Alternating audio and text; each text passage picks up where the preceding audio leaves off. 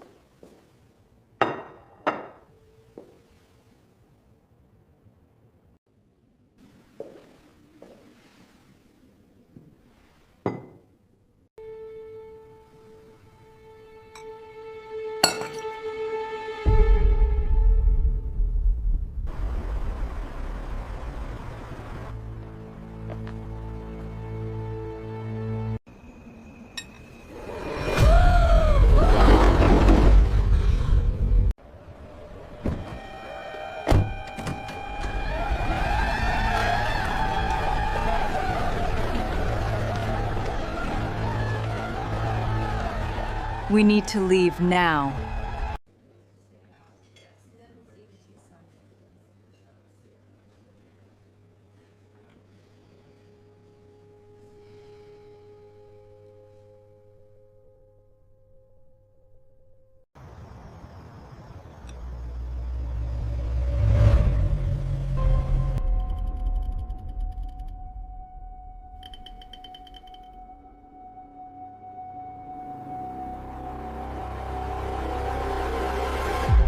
Four years before this dinner, the most celebrated restaurant in Seoul burned to the ground on a Tuesday night in November, while its owner was inside finishing the prep for Wednesday's service.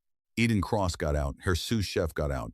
Three of her kitchen staff got out through the back exit that Eden had drilled them on every 6 months, because she had grown up in a household where her mother checked every exit in every building they entered, and had passed that habit down without explanation. The restaurant did not get out. 6 years of building, gone in 4 hours. The handmade menu boards, the kitchen she had designed herself working with a contractor for 8 months to get every surface exactly right. The reservation book with 9 months of names in it. The reputation that had taken longer than the building and mattered more. Ember. The name she had chosen because she understood, at 29 years old, that the best food came from something controlled and precise and hot at the center, and she had wanted the name to carry that. It carried something else now. She stood on the pavement across the street from what was left of it, and she did not cry. She had learned that the body's first response to enormous loss was not tears, but a specific suspended quality, the feeling of standing in a moment that the mind has not yet fully agreed to be in. She stood in that suspension for a long time. Then she took out her phone and she called her husband. Chairman Kwon Dae-ho answered on the first ring, because he always answered on the first ring when it was her. They had been married for 11 months. Nobody knew. They had decided when they married that their relationship was theirs, not because they were ashamed of it, not because they doubted it, but because corporate Seoul had a specific appetite for the personal lives of its most powerful figures, and neither of them had wanted to feed it. The secret had been comfortable. Easy. The kind of thing that feels like privacy rather than concealment when everything is fine. Standing across the street from the burning remains of 6 years of her life, Eden understood that everything was not fine and had not been for some time, and that what had just happened was not an accident. "It was them," she said when he answered. "It was Dae-sung." He was quiet for 2 seconds. "Are you safe?" "I'm safe," she said. "Dae-ho." "It was them." Another pause. She heard him breathe. She heard him make the decision she needed him to make before he said it. "Then we wait," he said. "We don't react. We wait and we build something they cannot burn." She looked at the smoke rising above Yongsan into the November sky. "How long?" she said. "However long it takes to do it right," he said. "Come home." She went home. And she began to plan. If this opening already has you locked in, if you felt what Eden felt on that pavement, subscribe to Afro Korean Folktales right now. This channel exists for stories exactly like this one. Silent revenge. Hidden power. The woman they dismiss building the thing that destroys them. Subscribe. Keep watching. The dinner hasn't started yet. What Dae-sung Group had done to Ember was not impulsive. It was strategic. Kwon Capital had been growing its influence in Seoul's technology investment sector for 3 years, and Dae-sung Group, the older, larger, more entrenched player, had decided that growth needed to stop before it became a threat that could not be managed. They had started with the merger negotiations, blocking, delaying, introducing competing bids that were never serious but were always expensive to counter. When that did not stop Kwan Capital, they moved to pressure. Messages to board members about Chairman Kwan's judgment, suggestions about his personal life that were vague enough to be deniable and specific enough to be damaging. And when that did not stop him either, they moved to Eden. They burned her restaurant because they believed that destroying what she had built would destabilize him.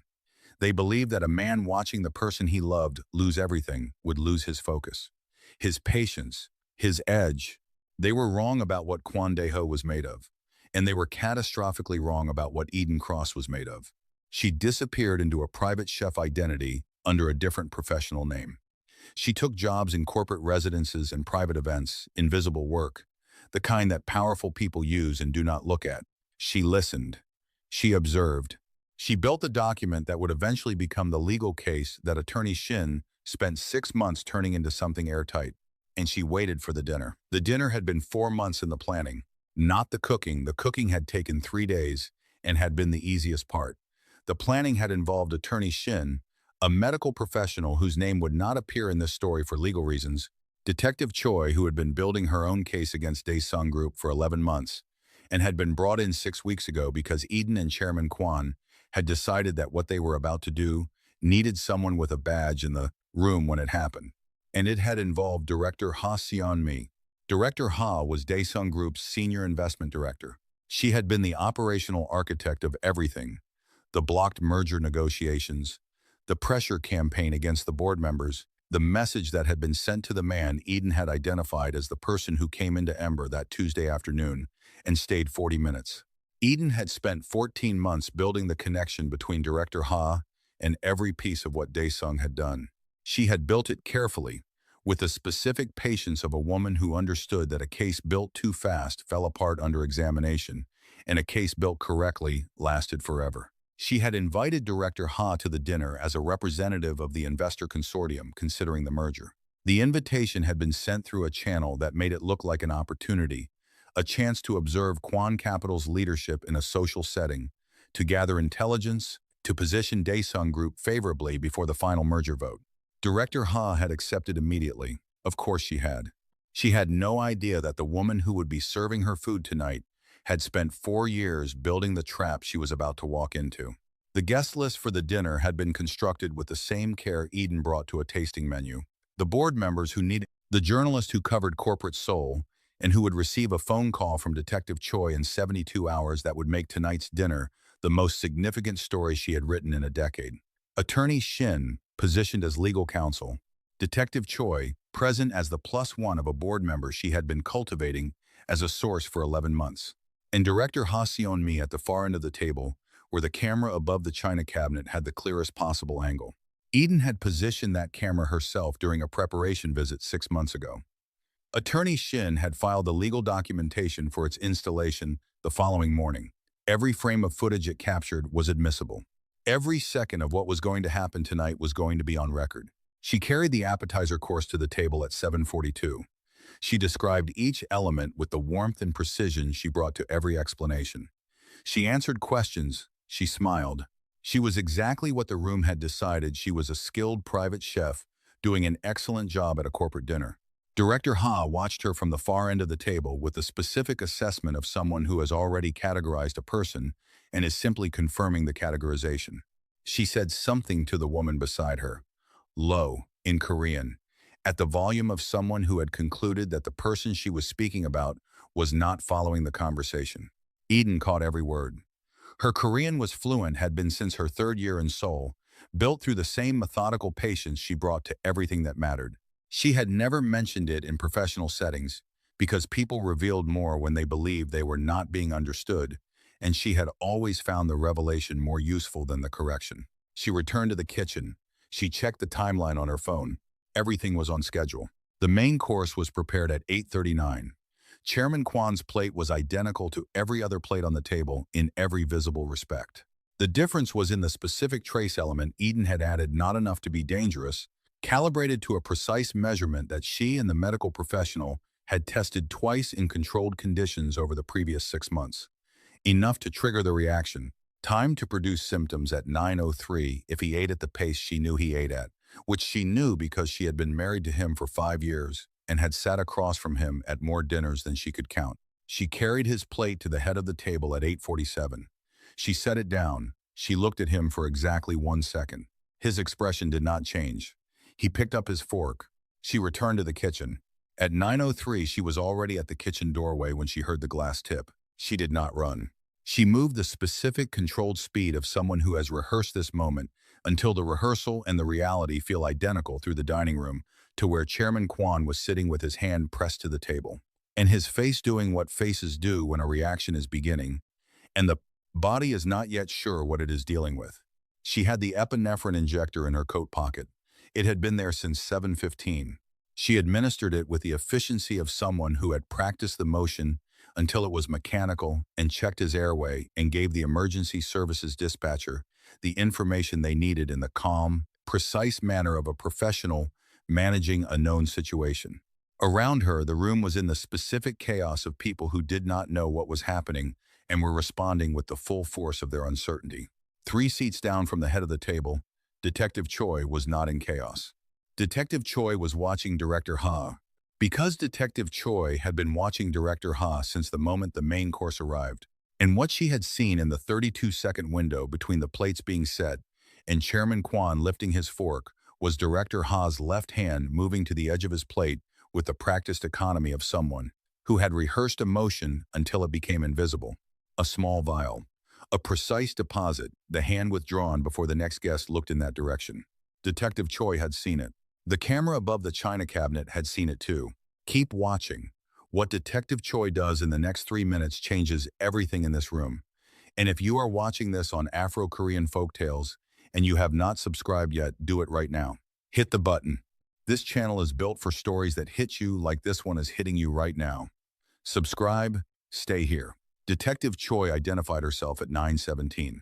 Not with drama, she simply stood, stated her rank and her intention, and asked that no one leave the premises while she made a phone call. She said it with the specific authority of someone who has done this in rooms that were considerably more resistant than this one, and has learned that authority announced quietly lands harder than authority announced loudly. The room responded with the mixture of cooperation and anxiety that powerful people produce when they encounter law enforcement in social settings. The particular discomfort of people who are accustomed to being the most authoritative presence in a room and suddenly are not. Director Ha responded differently. She was calm. That was the tell. Not the performed calm of someone managing surprise, the real calm of someone stepping into a prepared position they had been holding in reserve. She looked at Chairman Kwan, who was sitting upright now with Eden beside him, and she looked at Detective Choi, and she produced the expression of a concerned colleague at a corporate dinner where a medical incident had just occurred. This was clearly a cooking accident, she said. Her voice was measured, sympathetic. She looked at Eden. The chef should be questioned immediately. These things can happen when allergen protocols are not properly followed. The room looked at Eden. Eden looked at Director Ha with the specific composure of a woman who has been waiting 4 years to be in this room at this moment and is not going to waste it by reacting to something as small as this. I appreciate the concern, Eden said. The allergen protocols were followed exactly. Detective Choi looked between them. Then she looked at Director Ha with an expression that communicated nothing except professional attention. I'll determine the order of questioning myself, she said. Thank you. She stepped away from the table and made her call. Attorney Shin arrived at 10:05. She had been called by Eden at 9:18, a single text message containing 2 words. Camera confirmed. She arrived with a tablet, full documentation of the camera's legal installation, and the composure of a lawyer who has spent 6 months preparing for an evening and is not going to be anything other than completely ready for it. She presented the footage to Detective Choi in the study. Chairman Kwan was present. Eden stood in the doorway. The footage was 32 seconds long. It was clear, Director Ha's left hand at the edge of the plate. The vial, the deposit, the hand withdrawn, the practiced economy of emotion that had been rehearsed. Detective Choi watched it twice without speaking. Then she looked at Attorney Shin. How long has this camera been in place? 6 months, Attorney Shin said. Installed legally during a licensed premises preparation. Full documentation available. And the target of the surveillance was Director Ha specifically? Daesung Group's operational leadership generally, Attorney Shin said. Director Ha specifically for the past 3 months, based on evidence connecting her to a pattern of corporate interference spanning 4 years. Detective Choi looked at Chairman Kwan. You knew tonight was going to happen. We believed it was likely, he said. We created conditions that made it more likely. The allergic reaction was genuine, Eden said from the doorway. Everyone looked at her. The allergen was administered by me in a controlled dose with medical supervision. The reaction was real. The timing was planned. The outcome was managed. She looked at Detective Choi directly. I put myself at legal risk to do this. I knew that when I did it. Why? Detective Choi said. Eden looked at her. Because 4 years ago they burned my restaurant to the ground and the official investigation concluded electrical fault. And I decided that if I was going to be at risk regardless, I would rather be at risk doing something than at risk doing nothing. The room was quiet. Detective Choi picked up her phone. At 10:47, she placed Director Ha under formal caution in the residence's main sitting room. Director Ha's prepared position held for approximately 4 minutes, long enough for her to begin the statement she had rehearsed, the one about table settings and fastidiousness, and the adjusting of a plate that had looked uneven to her eye. Then Attorney Shin placed the tablet on the table between them. Director Ha looked at the footage. She watched the 32 seconds. She did not watch it a second time. The prepared position recalibrated into something more honest. The expression of a woman running numbers that no longer worked. I want my lawyer, she said. He arrived 9 minutes ago, Detective Choi said. He has been reading the same documentation. At 11:47, Detective Choi's phone rang. Unknown number. She almost let it go to voicemail. Something made her answer. James Wu had been a compliance officer at Daesung Group for 6 years. He had documentation going back 14 months, meeting records, internal communications, the specific paper trail of a corporation that had been meticulous about its legitimate operations and considerably less meticulous about the illegitimate ones, because the people running the illegitimate ones had believed they were untouchable. He had known about the instruction to suppress Kwan Capital's merger for 14 months. He had known about the pressure campaign against the board members for 11 months. He had known about Ember for 8 months, had seen the internal communication that referenced the fire using language that left no reasonable interpretation other than the one it was trying to avoid stating directly. He had been building the courage to call for 6 of those 8 months. Tonight, watching the news alert about an incident at a Kwan Capital corporate dinner involving a Daesung Group representative, he understood that the courage had run out of time. He called Detective Choi. He told her everything. It took 41 minutes and she did not interrupt once. When he finished, she asked 3 clarifying questions. Then she thanked him and ended the call and sat for 30 seconds in the quiet of the study processing what she had just been handed. Then she stood up and went back to work. At 12:31 in the morning, Detective Choi walked into the sitting room where Director Ha was waiting with her lawyer. She placed the tablet on the table, the 32-second footage, beside it a printed document, 41 minutes of James Wu's testimony, transcribed and timestamped, covering 14 months of Daesung Group's operational decisions, including 3 that pertained directly to what was on the footage and 4 that pertained to a fire in Yongsan 4 years ago. Director Ha's lawyer looked at both documents. He was a good lawyer, the kind that powerful people kept on retainer for situations exactly like this one. He read quickly and thoroughly, and when he finished, he placed both documents face down on the table and said something to Director Ha in a low voice. Director Ha listened. She looked at the tablet. She looked at the document. She looked at Detective Choi. What are the charges? She said. Detective Choi told her. They were extensive: attempted poisoning, corporate espionage, conspiracy to suppress a legitimate business merger through illegal interference. 4 additional charges that James Wu's testimony had made possible, including one that referenced a fire in Yongsan 4 years ago, with language that was specific and documented and was not going to be explained away as electrical fault. Director Ha was quiet for a moment. The chef, she said. She understood Korean. Yes, Detective Choi said. The whole evening, from the first course. Director Ha looked at the tablet one more time. At the 32 seconds that had been waiting for her above the china cabinet for 6 months. She looked away. I want to make a statement, she said. I know, Detective Choi said. Your lawyer will advise you on that. She left the room. She walked back through the residence, past the dining table still set from the evening, past the entry hall where the flowers from this morning's delivery were still arranged in the vase, Past the study where Attorney Shin was managing the documentation with the efficiency of someone who had built this case for 6 months and was not going to let a single piece of it be mishandled now. She found Eden in the kitchen. Eden was not cooking. She was standing at the counter with her hands flat on the surface, looking at the kitchen the way you look at a space that you have spent 3 days in and are about to leave. The chef's whites.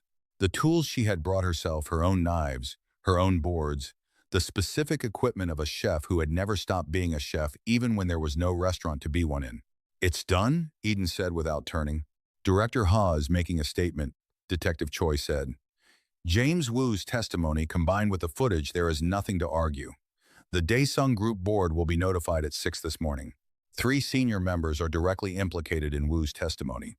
This is going to move fast." Eden nodded. "The fire," Detective Choi said. "It's in the charges. Wu had the communication records. It was not electrical fault." Eden looked at her hands on the counter. "I know," she said. "I've known for 4 years." Detective Choi looked at her for a moment. This woman in chef's whites at 12:45 in the morning, who had spent 4 years building the case that had just closed, who had put herself at legal risk and medical risk, and had timed every element of an extraordinarily complex evening to within a margin that had not failed once. "You should get some sleep," Detective Choi said. "I have a meeting with a contractor at 7:30, Eden said. "I'll sleep after." Detective Choi almost smiled. She went back to work. Chairman Kwan found Eden in the kitchen at 1:08.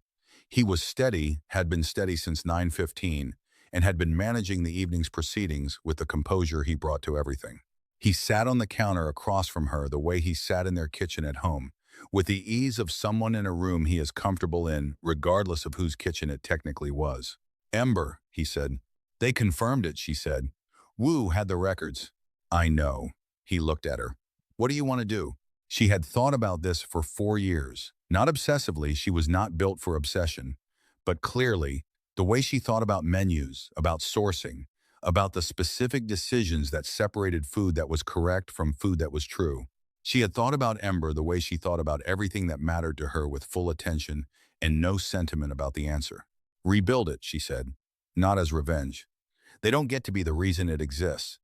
It exists because it was mine, and it was good, and those are the only reasons that matter." He looked at her. "Then we rebuild it. I want to design the kitchen myself again," she said. "Same contractor if he's still working. Same location if the building can support it." "It can," he said. "I had it assessed 8 months ago." She looked at him. 8 months ago. "I wanted to be ready," he said. "When you were ready?" She looked at him for a long moment, this man who had been her husband for 5 years in secret, who had said we wait on a pavement in November 4 years ago, and had meant it completely, and had never once in 4 years suggested she stop waiting or move differently or want something smaller than what she wanted. "I'm ready," she said. At 1:32 in the morning, Eden Cross and Chairman Kwan Dai-ho walked out of the kitchen together. They walked through the residence to the main entrance where Detective Choi was managing the final stage of the evening's documentation. They walked the way people walk when they are not performing anything side by side, unhurried, with the ease of 2 people who have been beside each other for 5 years and are simply no longer in a room where they need to pretend otherwise. The journalist who had been at the dinner saw them first. She was in the sitting room with her phone in the specific alertness of someone who has spent an evening at what they thought was a corporate dinner and understood, somewhere around 9:15, that they were actually at the most significant story they had been present for in their professional life. She looked at Eden and Chairman Kwan in the way they were standing, and she understood something that had not appeared in any press release or board document or corporate filing in 5 years. Chairman Kwan looked at her. "Off the record tonight," he said. "Everything tomorrow." The journalist nodded. Eden looked at her. "One thing for tomorrow," she said. "When you write the story, write about Ember first, before the merger, before the charges, before any of the corporate details." She held the journalist's gaze. "Write about the restaurant. It was there before all of this, and it is going to be there after all of this, and it is the reason any of tonight happened. Write about it first." The journalist wrote it down. 6 months later, on a Tuesday morning in May, Eden stood on a pavement in Yongsan and looked at the construction hoarding around the building that used to be Ember. The hoarding had a sign on it, new, clean, the name in the same font she had chosen at 29 years old because it was exactly right, and had remained exactly right through everything that followed. Ember, reopening 2027. Her phone rang. Chairman Kwan. The merger closed this morning, he said. I know, Attorney Shin texted me. The Daesung Group board restructuring is complete. 3 members formally removed. The investigation is ongoing, but the merger proceedings are no longer affected. Good, she said. A pause. How does it look? He said. The site. She looked at the hoarding, at the name, at the specific quality of a Tuesday morning in Yongsan, when the city was doing what it always did, moving, indifferently, at full speed, without pausing for anyone's reckoning or anyone's rebuild. Like something worth coming back for, she said. She ended the call. She stood on the pavement for another moment. Then she walked to the site entrance. She had a meeting with the contractor in 20 minutes, and a list of questions about the kitchen layout that was going to take at least 2 hours to work through, and she was not going to be late because she had never been late for anything that mattered, and she was not going to start now. She was still here. Ember was still coming. And the woman they had dismissed, insulted, underestimated the woman whose restaurant they had burned and whose name they had tried to erase from the city she had made her home, was walking into a building site in Yongsan on a Tuesday morning with the contractors, meeting in a kitchen to design, and 4 years of waiting finally, completely, permanently, behind her. The city moved around her. She did not slow down. If this story hit you, if you felt Eden on that pavement 4 years ago and on this one today, Afro Korean Folktales needs your support right now. Like this video. Every like tells YouTube this story matters, and YouTube shows it to more people who need it.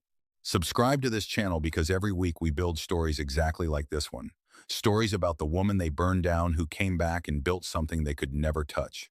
Stories about silent revenge and hidden power, and the most dangerous person in the room serving the food.